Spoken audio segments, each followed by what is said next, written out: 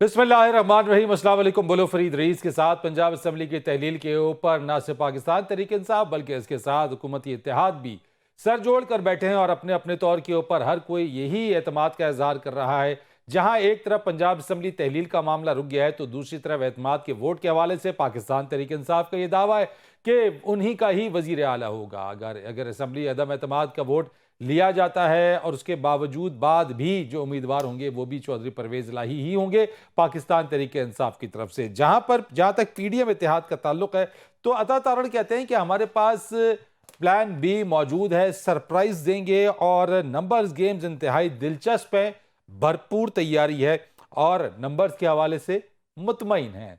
एतमाद के हवाले से अगर आप देखें तो अता तारण का ये ट्वीट जो उन्होंने किया है, लेकिन इसके साथ साथ एक बहुत अहम सवाल यहां पर यह है कि क्या कोई आवाम का भी सोच रहा है? क्या किसी के पास कोई प्लान मौजूद है आवाम की बेहतरी के लिए, मईशत की बेहतरी के लिए? दहशत गर्दी इस वक्त जो है सर उठा रही है, उसके खात्मे के लिए क्या किसी के पास कोई प्लान है? पीटीआई मुसलसल इस चीज के ऊपर बजिद है और वो ये चाहते हैं कि असम्बलियां टूटे, जल्द इंतखाबात हो, मार्च अप्रैल में इंतखाबात हो जाए। लेकिन क्या पाकिस्तान तहरीक इंसाफ के पास मार्च अप्रैल में होने वाले इंतखाबात के बाद उनके पास कोई स्ट्रैटेजी है? क्या उनके पास कोई ऐसी माशी टीम है जो पाकिस्तान की मईशत को टेक ऑफ करवा दे? क्या उनके पास कोई ऐसी टीम है जो पाकिस्तान के हालात, जो चैलेंजेस का जिसको सामना है, क्या वो टीम पाकिस्तान के हालात को बेहतरी की तरफ ले जाए? या फिर मकसद सिर्फ यही है कि असम्बलियां तहलील हो जाए, जल्द इंतखाबात हो जाए? आखिर 8 माह इंतजार क्यों नहीं हो रहा है? कोई प्लान है? इमरान खान साहब के पास कोई प्लान है? उनकी कोई तैयारी है? या फिर सियासत के लिए, अपनी सियासत के लिए सिर्फ और सिर्फ जो है वो जल्द इंतखाबात का नारा, असम्बलियों की तहलील का नारा, केपीके असम्बली की तहलील को पंजाब असम्बली की तहलील से नथी कर रखा है? इसकी वजह क्या है? क्या पहले केपीके असम्बली तहलील नहीं हो सकती? अगर असम्बलियां तहलील करने का इतना ही शौक है तो पहले केपीके के अंदर तहलील क्यों नहीं कर ली जाती हैं? पीटीआई की तरफ से इन असम्बलियों को तहलील का मामला लटका के क्यों रखा हुआ है? ये वो तमाम बातें हैं जिसके ऊपर आज गुफ्तगू करेंगे। बात करने के लिए मौजूद है मुस्लिम लीग नून के रुकन कौमी असम्बली अली गौहर बलोच साहब। आपका बहुत शुक्रिया। समीना खावर हयात साहबा जो कि वज़ीर आला पंजाब की मुशीर बराए जेल खाना आजाद, बहुत शुक्रिया आपका समीना साहबा। और इसी के साथ साथ आफ्ताब जहांगीर पाकिस्तान तहरीक इंसाफ के सीनियर रहनुमा हमारे साथ मौजूद हैं। अली गौहर बलोच साहब, क्या वैसे आपके पास तैयारी है? क्या नंबर गेम्स हैं? दिलचस्प नंबर गेम्स का दावा किया है अता तारण साहब ने। प्लान भी पंजाब असम्बली के लिए तो भरपूर है, दूसरे मामलात के भी प्लान बनाए हैं या सिर्फ असम्बलियां बचाने के चक्कर में पड़े हुए? बिस्मिल्लाहिर्रहमानिर्रहीम। देखिए रईस साहब, सूरत हाल ये है कि हमारी पार्टी का और हमारी क़यादत का डे वन से ये मौक़िफ़ है कि हम किसी भी सियासी इंतशार के निज़ाम का हिस्सा नहीं बनना चाहते। अगर ये असम्बलियां तहलील करते हैं तो हमने इन्हें वेलकम किया है कि आप असम्बलियां तहलील करें, हम इलेक्शन में जाने के लिए तैयार हैं। अगर ये पंजाब असम्बली तहलील करेंगे तो पंजाब में इलेक्शन में जाने के लिए तैयार हैं। अगर ये केपीके की असम्बली तहलील करें तो केपीके में भी हम इलेक्शन में जाने के लिए तैयार हैं। लेकिन हम नहीं चाहते कि मुल्क के सियासी निज़ाम में इंतशार फैले। हम किसी उस निज़ाम का हिस्सा नहीं बनना चाहते जिसमें असम्बलियां तोड़ दी जाती हैं। आपको इल्म में और पूरी कौम जानती है कि 58(2)B की एक शिक थी जिसमें असम्बलियां तहलील की जाती थी। वो एक डिक्टेटर की तरफ से की गई अमेंडमेंट थी जिसको कि खत्म किया गया है।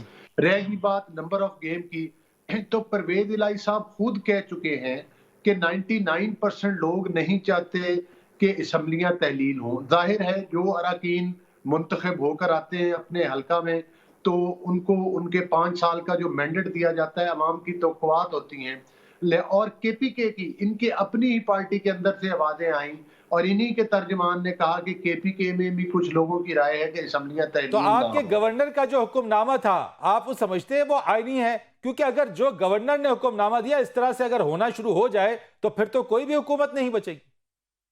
देखिए बात यह है कि गवर्नर साहब, हम कोई ऐसा कदम उठाने के ना हक में हैं, ना हम कोई ऐसा कदम किसी को उठाने देंगे जो पाकिस्तान के कानून और आइन को सोगटाज करे। जो गवर्नर साहब ने लेटर लिखा एतमाद के वोट के लिए, तो वो लेटर जो था वो आपको पता है कि वो कानून और आइन के बिल्कुल ऐन मुताबिक है। जब गवर्नर समझते हैं, जिस तरह से कि परवेज इलाही साहब ने खुद बयान दिया कि 99% अरकान नहीं चाहते, तो इससे लाजमी अगर इनके पास अरकान पूरे तो हैं वो तो आपका तो प्लान ए था ना, आपके प्लान ए के अंदर अदम एतमाद और एतमाद का वोट दोनों ही शामिल थे। चले आपने तहलील को तो जुज़वी तौर के ऊपर तो रोक दिया, लेकिन मुझे यह बताइएगा कि आपके पास आपका प्लान बी क्या है? प्लान बी तो बताएं। देखें, बात यह है कि ये एतमाद का वोट हम ये तवक्को करते हैं कि ये एतमाद का वोट नहीं ले सकते और इनके पास अब ऐवान की अक्सरियत नहीं है। दूसरी बात यह है कि परवेज इलाही साहब खुद एक मुतनादे अदालती फैसले के जरिए वज़ीर आला मुंतखब हुए हैं और जिसमें ऐसे अरकान के भी जो डिस्क्वालीफाई किया गया जो कि आज़ाद हैसियत से इलेक्शन जीत कर आए थे। लेकिन बहरहाल ये तो एक लंबी बहस है। प्लान बी और जहां बताइए तक अली गौर साहब, प्लान बी बताइए ना, प्लान बी क्या है आपके पास? देखिए, मैंने तो बड़ा सिंपल आपको बता दिया और यही हमारी क़यादत का मौक़िफ़ है। हम अदम एतमाद भी लेकर आएंगे और उसके बाद अगर ये असम्बलियां डिसॉल्व करते हैं तो हम इलेक्शन में भी जाने के लिए तैयार हैं और हमारे पास ए प्लान भी है, बी प्लान भी है और सी प्लान भी है। और दूसरी बात यह है कि अगर ये असम्बलियां डिसॉल्व होने पे इतने ही मतलब है कि इनका इसरार है तो ये केपी के असम्बली वहां पर तो कोई सुकम नहीं, उसको क्यों डिसॉल्व नहीं आप वैसे करते? अली गौर बलोच साहब, आप जहां तक इनको केपी के असेंबली की बात करते हैं ना, वहीं पे यहां पे ये भी तो कहते हैं कि आप लोग पहले कहते थे करें ना ये पंजाब असेंबली डिसॉल्व, करें ना ये जो है केपी असेंबली डिसॉल्व, हम आज ही जो हम इंतखाबात करा देंगे। जब उन्होंने ये सारा हिकमत अमली इख्तियार की, आप दौड़ पड़े उसको बचाने के लिए। लेकिन जहां तक आप बात करें इंतखाबात में कामयाबी के हवाले से, समीना खवर साहब आपकी तरफ आता हूं, लेकिन इससे पहले मैं राना सनाउल्लाह जो बात कर रहे हैं जनाब, और जो बात ये दावा करते हैं कि अगर आज असेंबली डिसॉल्व हो जाए तो कामयाबी उनकी होगी, सुनिए जरा, देखिए क्या कहते हैं राना सनाउल्लाह साहब, फिर समीना साहब आपकी तरफ आता हूं। मैं ये आपको दावे से कहता हूं कि पंजाब में हम अक्सरियत हासिल करेंगे। जो असेंबली तोड़ेगा वो पंजाब हो, वो केपीके हो या दोनों हो, वहां पे हम भरपूर तरीके से इलेक्शन लड़ेंगे और कामयाब होंगे। जी समीना साहबा, अगर ये पंजाब असेंबली तहलील और सारे मामले के ऊपर नून लीग पीडीएम इत्तेहाद वो ये समझते हैं क्या असेंबली तहलील हो भी जाती है तो जो भी इंतखाब होगा उसमें नून लीग कामयाबी हासिल करेगी, यानी पीडीएम इत्तेहाद कामयाब होगा? जी बहुत शुक्रिया, आपने अपने प्रोग्राम में बुलाया। मेरे भाई से भी आप सवाल कर रहे थे कि प्लान बी बता दे, तो उनके पास जवाब ही नहीं था। तो इनका एक ही प्लान है जी कि किसी तरीके से ये तहलील होने से बचाना चाहते हैं, क्योंकि अवाम में जाने से घबरा रहे हैं। अवाम ने इनको दोबारा वोट नहीं देना। जो मकबूलियत इस वक्त काफ लीग को और पीटीआई को मिल गई है, ये सिर्फ उनसे घबरा रहे हैं। मेरे पास सारे क्लॉजेस हैं, मेरे पास सारे आर्टिकल्स लिखे हुए हैं। कोई गैर आईनी गैर कानूनी काम चौधरी परवेज इलाही साहब ने नहीं किया।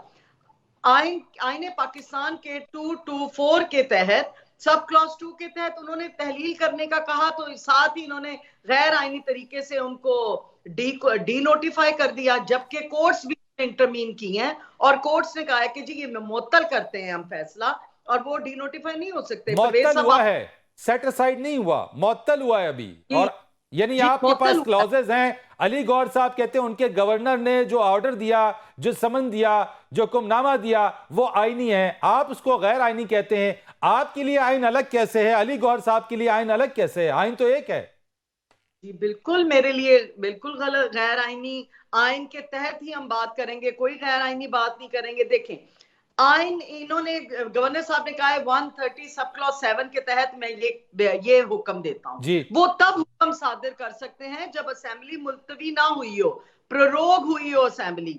रूल्स जो है, रूल्स ऑफ प्रोसीजर हमारे असेंबली का, उसका रूल नंबर 97 आप देखें, 22 आप देखें, उसमें ऑब्वियस है कि गवर्नर समन नहीं कर सकता जब तक कि असेंबली प्रोरोग ना की जाए। तो असेंबली तो मुलतवी हुआ वही इजलास। इन्होंने इसीलिए तो जजेस बीच में इंटरमीन हुए कि वाकई जी परवेज इलाही साहब वापस आएंगे। अगर इनकी आईनी होता तो जज क्यों वापस परवेज इलाही साहब को लेकर आते? लेकिन ये तो कह रहे हैं कि आप घबरा गए, आप घबरा गए एतमाद का वोट लेने से। आपके वजीर आला, आपके सीएम साहब घबरा गए। अगर आपके पास इतने ही नंबर्स हैं, आप ले लेते हैं एतमाद का वोट, साबित कर दें इनको कि एतमाद है असेंबली का आपके ऊपर, आपके सीएम के ऊपर। उसका जवाब ये है कि जी 3 तारीख को, 2 जनवरी को हमारा पार्लिमानी मुश्तरका दोनों पार्टियों का इजलास मुनक्कद हुआ है और उसमें आपको मीडिया को भी तादाद पता चल जाएगी हमारी। और चूंकि 11 तारीख को सेकंड हेयरिंग है कोर्ट की, उसके बाद अगर ये लेकर आते हैं देखिए ना, ये अभी मेरे भाई जो बात कर रहे थे, मुझे हंसी ये आ रही थी कि वो कह रहे कि हमें कोई डर नहीं है। अगर आपको डर नहीं है तो अदम एतमाद की जो मूव आपने असेंबली में जमा कराई थी वो वापस क्यों ली है? इसलिए ली है कि इनके पास बंदे ही पूरे नहीं है। और जैसा कि सुप्रीम कोर्ट की वर्डिक्ट आ चुकी है कि अब इनको लोटे नहीं बनाने देने हमने। लेकिन अब तो और ना अता ही तारड़ ने कह दिया है कि सरप्राइज आपको दिया जाएगा, नंबर्स के गेम इंतहाई दिलचस्प है। देखिए, नंबर गेम अगर ये कह रहे हैं तो सुप्रीम कोर्ट की वर्डिक्ट है कि जी अब लोटा करेंसी को फरोग नहीं दी जाएगी, वो वोट काउंट नहीं होंगे। ये ज्यादा से ज्यादा हमें ये ब्लैकमेल करे कि जी हमारे बंदे पूरे नहीं है। आपको इजलास जो 2 तारीख को हमारा मुश्तरका आ रहा है, हाँ, आपको हमारी तादाद नजर आ जाएगी। और उसके बाद असेंबली तो तहलील करनी ही कर रही है। चौधरी परवेज इलाही साहब ने जो वादा किया है खान साहब से, वो हमारे अलाए हैं, अलाए रहेंगे फ्यूचर में भी। और असेंबली तहलील चौधरी साहब 1 मिनट नहीं करेंगे लगाने में। चले लेकिन 1 मिनट नहीं करेंगे, लेकिन बहुत सारे मामलात के अंदर आपकी और पीटीआई के सीएम पंजाब परवेज इलाही और पीटीआई चेयरमैन इमरान खान की बातों में बहुत हद तक जो है वो तजादात भी हैं आपस में, लेकिन उसके बावजूद भी आप एक दूसरे को अलाई कहते हैं। मैं आफ्ताब जहांगीर साहब आपकी तरफ आता हूं। मैं एक चीज बड़ी अहम और वाज़ेह है कि जिसपे आप कहते हैं पंजाब केपी में आपकी हुकूमत है, ये केपी असेंबली को नथी कर दिया गया है पंजाब असेंबली की तहलील के साथ। ख्वाजा साद रफीक आपके बारे में क्या कह रहे हैं, जरा ये आपको दिखाते हैं, फिर मैं आपसे जवाब लेता हूं। जब असेंबलियां तोड़वाने चले आप, फिर तोड़वा भी नहीं सकते, तोड़ो केपी की असेंबली, क्यों नहीं तोड़ते? जी आफ्ताब जहांगीर साहब, केपी असेंबली तोड़ दें, क्यों नहीं तोड़ते आप? फरीद भाई, आपको मेरा सलाम कराची से। जनाब वालेकुम अस्सलाम। बलोच साहब को भी और मेरी बहन को भी मेरा सलाम।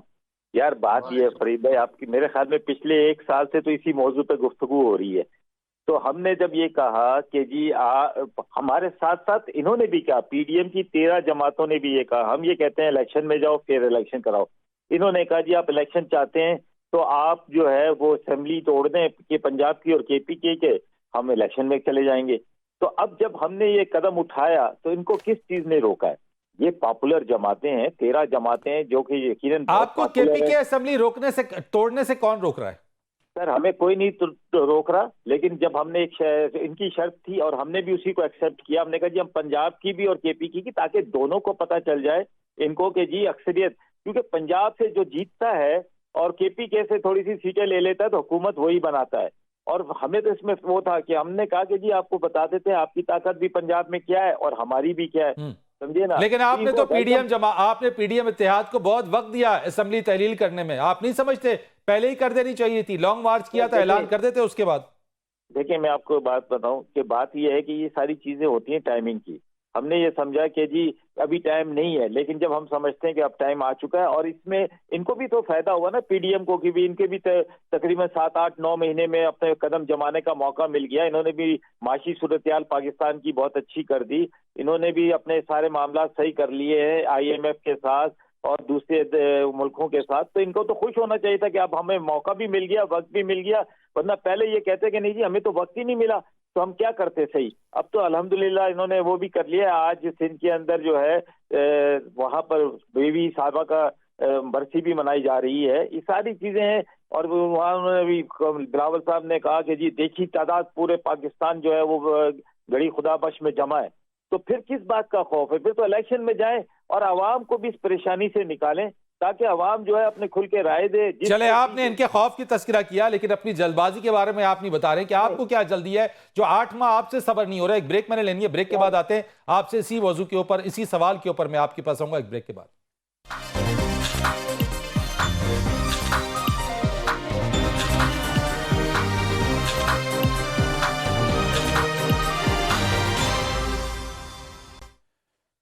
एक बार फिर आपको प्रोग्राम में खुश आमदीद कहते हैं। अली गौ बलोच साहब, आवाम की बेहतरी के लिए कोई प्लान आपके पास है? कोई आवाम का कोई सोचने वाला है? क्योंकि इनको तो आप कह रहे हैं कि खौफ है, या जो इन्होंने कहा कि आपको खौफ है, इनकी तरफ से असेंबलियों की तहलील और फिर जल्द इंतखाबात, ये आवाम के लिए भी किसी के पास कोई प्लान है, कोई बेहतरी के लिए, मईशत के लिए, या आवाम ऐसी पिंग पोंग बनी रहेगी सियासी जमातों के दरमियान?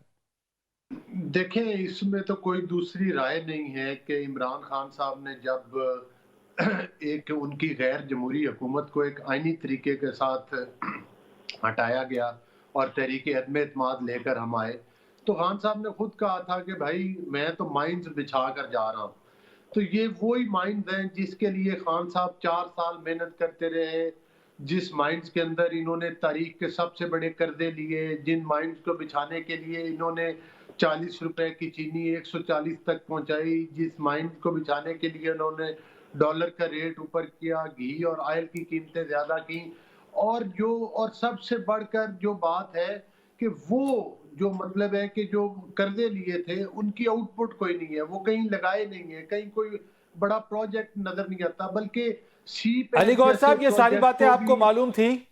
या आपकी हुकूमत में आने से पहले आपको इल्म में था ना कि ये सब कुछ क्या हो रहा है? तो फिर क्यों तहरीक अदम एतमाद लेकर आए? करने देते इनको मुकम्मल, करने देते इनको उन्हीं माइंस के ऊपर काम, करने देते इनको अपनी मुद्दत पूरी। क्या जरूरत थी तहरीक अदम एतमाद लाने की आपको? अगर आप आज भी इनको मोरदुल इल्जाम ठहराते हैं, आखिर कब तक इन पर इल्जाम डालते रहेंगे आप?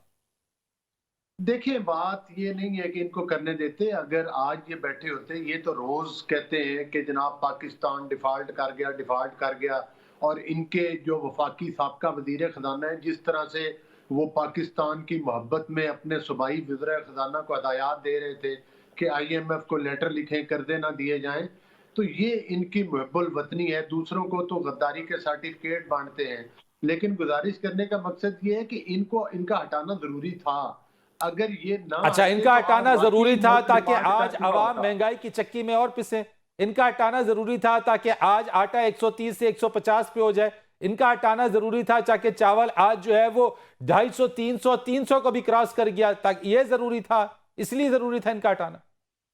जी, बिल्कुल जाना जरूरी था। वो इसलिए था कि जिस तरह से मैंने आपको बताया है कि इनके दौर में जो चीजें हैं, जो हमारे टाइम में इन्फ्लेशन रेट 4% पर हम लेकर आए थे, जब इनको दिया तो ये 20-25% तक लेके चले गए। खादों की और आपके पास जब आया तो कितना चला गया? इन्होंने डबल कर दिए। आपके पास जब अब हुकूमत आई तो अब कितनी चली गई?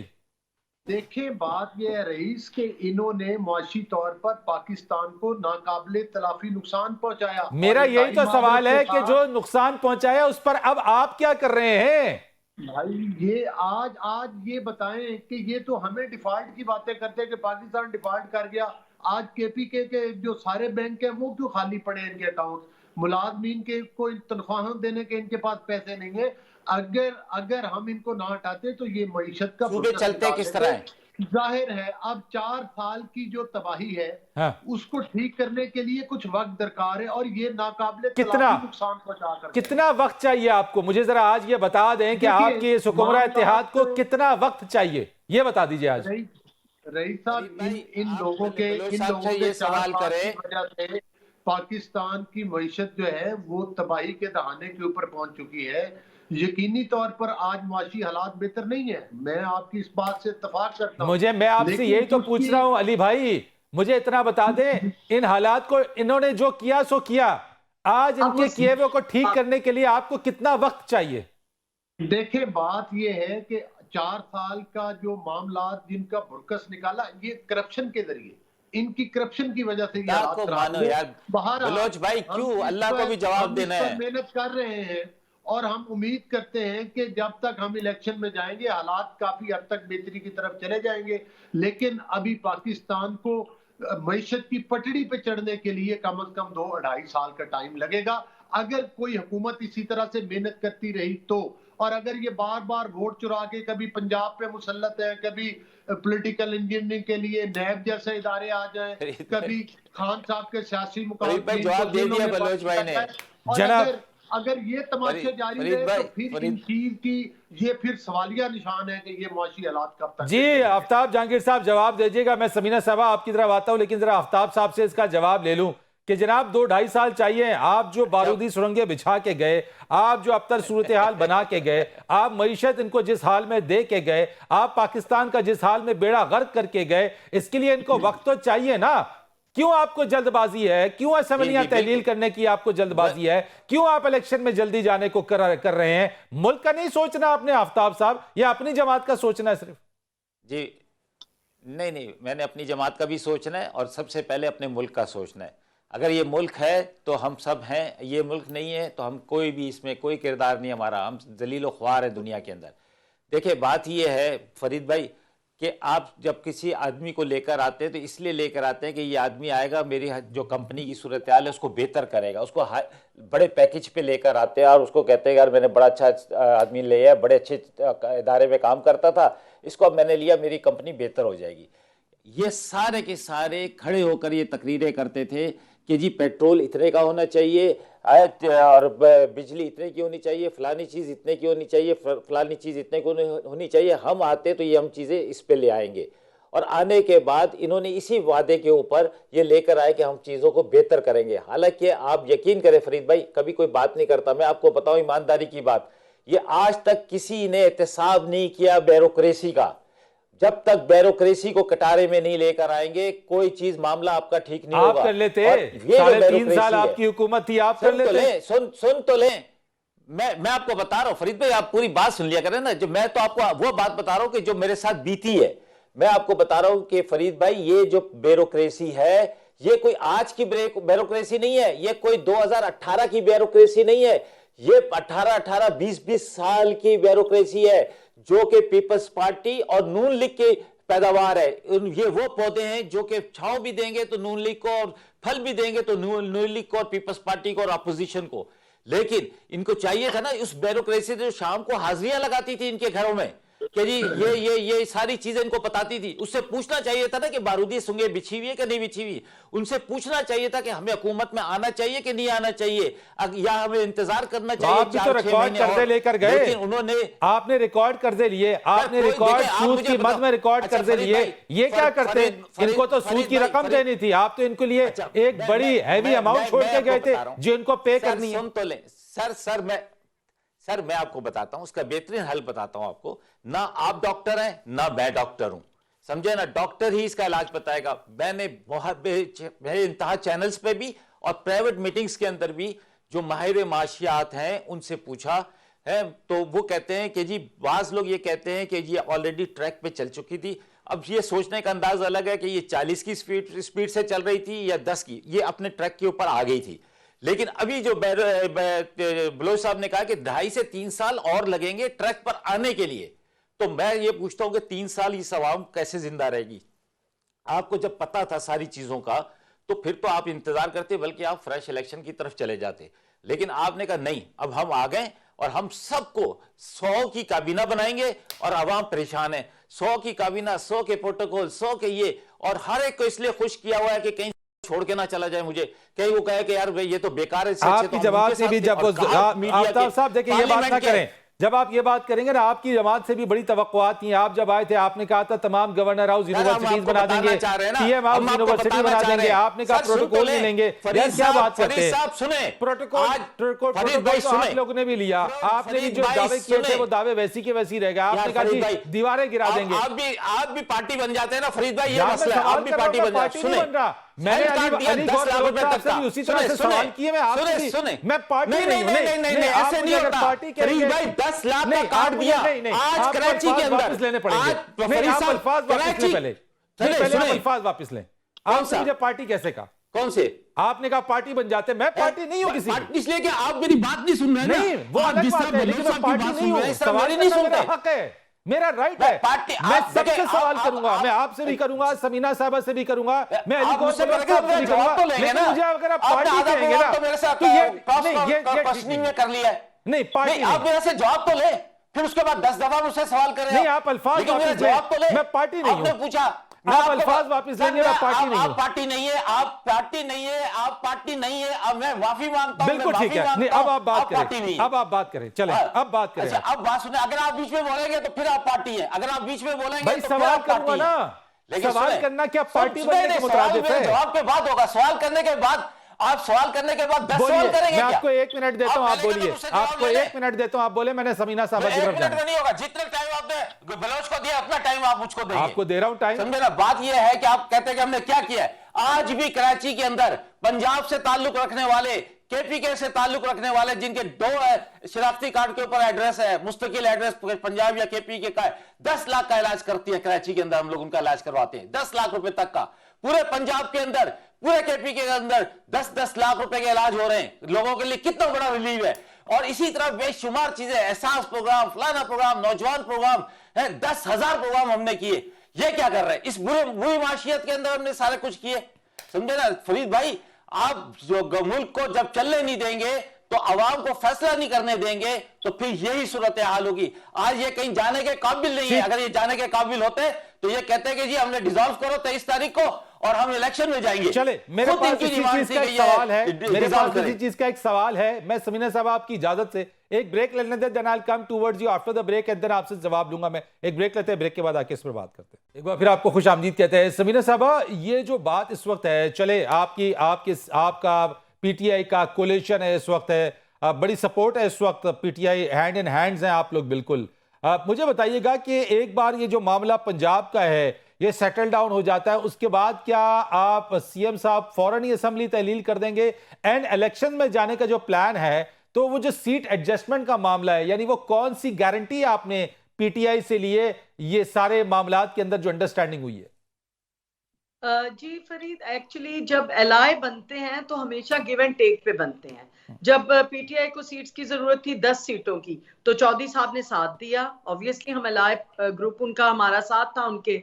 और फिर इसी तरह अब सीट एडजस्टमेंट का मामला है, तो तहलील होने से पहले हमारी निगोशिएशन चल रही हैं, दोनों की कमेटियां बैठी हुई हैं, पीटीआई की भी और काफ लीग की भी। कितने सीट्स मांगी हैं आपने? किस तरह से एडजस्टमेंट, कौमी में, सूबाई में, क्या तरीका तय हुआ है? ये कमेटी दो मीटिंग्स हो चुकी हुई हैं कमेटी की, तो फाइनल मैं तभी आपको बता सकूंगी जब लीडरशिप अनाउंस कर देगी। तो लीडरशिप ने अनाउंस करनी है, 30 हैं, 35 हैं, 40 हैं। नहीं, मैं आपसे टेंटेटिव जानना चाहता हूं कि नेशनल में कितनी आपकी डिमांड है इनसे, और ये क्या एग्री कर रहे हैं?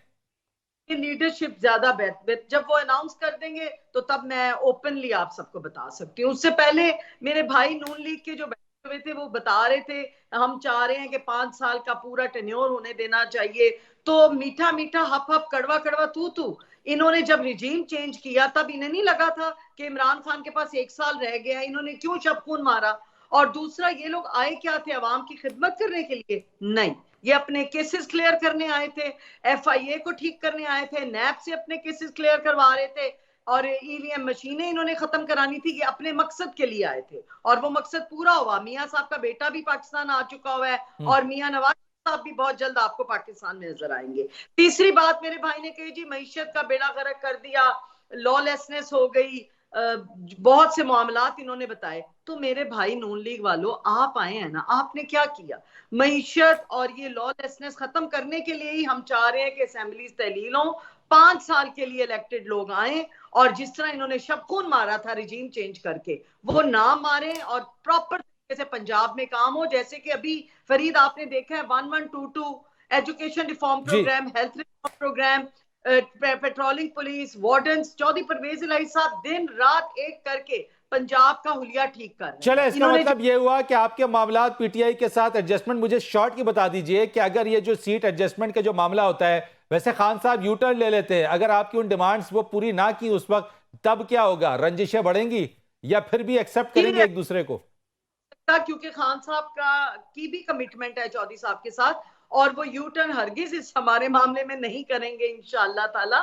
और बिल्कुल आपकी बात जायज है कि सीट एडजस्टमेंट पे निगोशिएशंस हो रही हैं। मुझे अगर इतला होती तो मैं प्रॉपर आपको बताती। मैं बड़ी अपनी पार्टी की बहादुर हूं, बोल्ड औरत हूं, मैं बिल्कुल बात खरी। मुझे बिल्कुल अंदाजा है इसका। आप कैटेगोरिकली वैसे चीजें बता देती है इस चीज के ऊपर, बिल्कुल ये चीज हम जानते हैं। लास्ट कमेंट से अली गौर साहब आप मुझे दे दीजिएगा सर कि इलेक्शंस हो कब रहे हैं, मार्च अप्रैल में है या अक्टूबर के अंदर? वेरी शॉर्ट आंसर दीजिएगा सर। देखिए, पहली बात तो ये है कि अभी मोहतरमा फरमा रही थी कि भाई मतलब है कि शबखून मारा है। भाई आपकी एक गैर आईनी हुकूमत थी जिसको कि सूरी साहब ने तोड़ा, वो एक गैर आईनी कदम था। और सुप्रीम कोर्ट ऑफ पाकिस्तान ने 6-0 से सारे 6 जजेस ने मुतफिका फैसला दिया कि वो आप लोगों ने गैर कानूनी। अली भाई ये बता दे इलेक्शन करा कब रहे हैं, हो कब रहे हैं, ये वेरी शॉर्ट बता दे।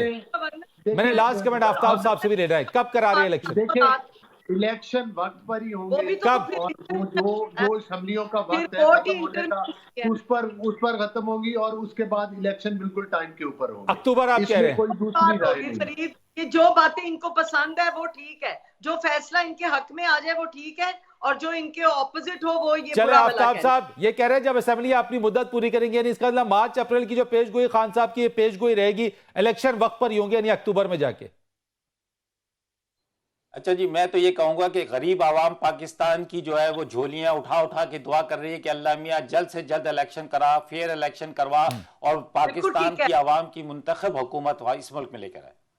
चले जी, बहुत शुक्रिया आपका आफ्ताब जहांगीर साहब, अली गौर बलोच साहब, समीना खान रियाज साहब, आपका बहुत शुक्रिया। एक ब्रेक लेंगे, ब्रेक के बाद आएंगे गवादर के हवाले से कुछ बात करेंगे, लेकिन एक कमर्शियल ब्रेक के बाद एक बार फिर आपको खुश आमदीद कहेंगे और बात करेंगे बलूचिस्तान के साहिली शहर गवादर के हवाले से, जहां पे मौलाना हिदायतुर रहमान की तरफ से जो हक दो तहरीक है उसमें उनके जो मुतालबात थे उन मुतालबात को मंजूर किया गया, माना गया सारी चीज़ों, लेकिन ये सब जानते हैं कि बलूचिस्तान गवादर के अंदर जो गवादर का जो सी पोर्ट है, एक हसास हमारा जो प्रोजेक्ट है उसके ऊपर जो फॉरेनर्स हैं वो उसके ऊपर काम कर रहे हैं, वहाँ पे उसकी एक हसासियत है। वहाँ पे मार्च उन्होंने करना शुरू किया गया जिसमें पुलिस ने को एक्शन लेना पड़ा। इस सारी सूरत हाल के ऊपर बात हम करेंगे। ब्यूरो चीफ कोयटा काजिम मेंगल हमारे साथ मौजूद है, उनसे बात करते हैं। काजिम मेंगल साहब, ये मामला क्या है और ये मौलाना हिदायतुर रहमान साहब क्या चाह क्या रहे हैं? यानी कि प्रोजेक्ट हमारा सी पैक का बहुत अहम है, गवादर हमारा एक बहुत अहम मंसूबा है चाइना के साथ, आखिर ये चाहते क्या है? देखें, ग्वादर के में बहुत बड़े तरक्याती मंसूबे भी चल रहे हैं, लेकिन ग्वादर के लोग हैं उनके मसाइल भी उस हिसाब से बहुत ज्यादा हैं। बिलखसूस उनके जो माश के जराए हैं वो एक समंदर से वाबस्ता है और एक जो ईरान के साथ रबी तिजारत है उससे वाबस्ता है। इसके अलावा उधर कोई और सनत वगैरह है नहीं जिससे लोगों को रोजगार फराहम किया जा सके। तो अब ये जो दोनों जराए हैं ये मुतासर हो गए हैं बहुत ज्यादा। जो समंदर से जो लोगों के माश का जरिया था वो जो सिंध से आने वाले जो ट्रॉलर्स हैं वो गैर कानूनी जालें इस्तेमाल कर रहे हैं, जिसकी वजह से लोगों को उधर जो है ना अपना रोजगार को बरकरार रखने में मसला पैदा हो रहा है। ठीक है। और इसके साथ साथ वहाँ जो अब सिक्योरिटी सख्त किया गया है ईरान की तरफ। लेकिन ये मौलाना हिदायतुर रहमान इनके तो काफी मुतालबात इससे पहले माने भी गए हैं, यानी आप नहीं समझते कि एक तरीके का दुश्मन का एजेंडा है सी पैक को नाकाम करना? अभी तक उन्होंने तो जो है ना सी पैक के खिलाफ है, बल्कि उन्होंने उस दिन भी अपना जो धरना 55 रोज तक उन्होंने एक मुकाम पे दिया था, वहाँ गवर्नमेंट वालों ने सब कोई मुज़ाकरा वगैरह नहीं किए। फिर उन्होंने जब पोर्ट के करीब अपना धरना मुंतकिल किया तो उन्होंने ये बोला था कि ना हम सी पैक के खिलाफ है, ना चाइनीज के खिलाफ है, ना चाइनीज कंपनियों के खिलाफ है, बल्कि हमारे जो लोगों के मुतालबात हैं। बल्कि ये जो मुतालबात हैं जब वजीर आला गए थे तो उन्होंने भी कहा था कि उनके जो मुतालबात हैं वो बिल्कुल जायज़ हैं और यहाँ के अवाम के मुतालबात हैं। मौलाना हिदायतुर रहमान तो वो इस पर बातचीत करें बजाय इस चीज़ के कि ऐसे हथकंडे अख्तियार करें कि जो ये तासुर दे कि वो दुश्मनों के हाथ में खेल रहे हैं, तो ऐसा नहीं होना चाहिए। फरीद रईस को इजाज़त दीजिएगा। अल्लाह हाफ़िज़।